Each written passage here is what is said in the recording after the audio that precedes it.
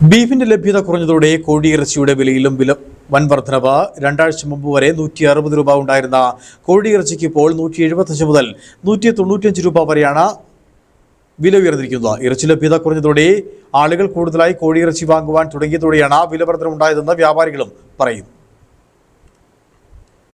ഇറച്ചിക്കടകൾ മിക്കയിടങ്ങളിലും ഇന്നു മുതൽ അടഞ്ഞുകിടക്കുകയാണ്. ചിലയിടങ്ങളിൽ കഴിഞ്ഞ ആഴ്ച തന്നെ കടകൾ അടച്ചിരുന്നു. കോഴിയിറച്ചിക്ക് വൻ ഡിമാൻഡ് ഉണ്ടായത് ഇതിനെ തുടർന്നാണ്.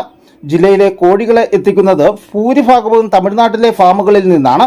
ഇവിടെയുള്ള ഇടനിലക്കാരാണ് വിലവർധനവ് ഉണ്ടാക്കുന്നതെന്നാണ് വ്യാപാരികൾ പറയുന്നത്. മുമ്പ് 10-15 ലോഡ് കോഴി ദിനംപ്രതി എത്തിക്കൊണ്ടിരുന്ന ടൗണുകളിൽ ഇപ്പോൾ 1-2 ലോഡ് മാത്രമാണ് എത്തുന്നത്. അതും വളരെ വലിയ വിലയ്ക്കാണ് വിൽപ്പന. ഇതോടുകൂടി വ്യാപാരികളും പ്രതിസന്ധിയിലായതായാണ് ഇവർ പറയുന്നത്. ബീഫ് ഇപ്പം നിർത്തുന്ന പറഞ്ഞാൽ ഇന്നലെ തൊട്ട് നമുക്ക് ബീഫ് ഇന്നലെ തൊട്ട് ഇന്നോട്ടില്ല. നമുക്ക് വെട്ടില്ല, മാട് കിട്ടാനില്ല.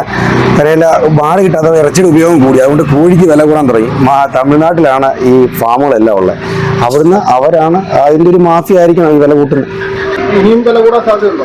തീർച്ചയായിട്ടും കൂടും. കാരണം നാളെ മുതൽ ഈ ബീഫ് കിട്ടാത്തപ്പോൾ ഇറച്ചി ഈ ചിക്കൻ വില ഉപയോഗം കൂടും, അതിന് വിലയും കൂടും.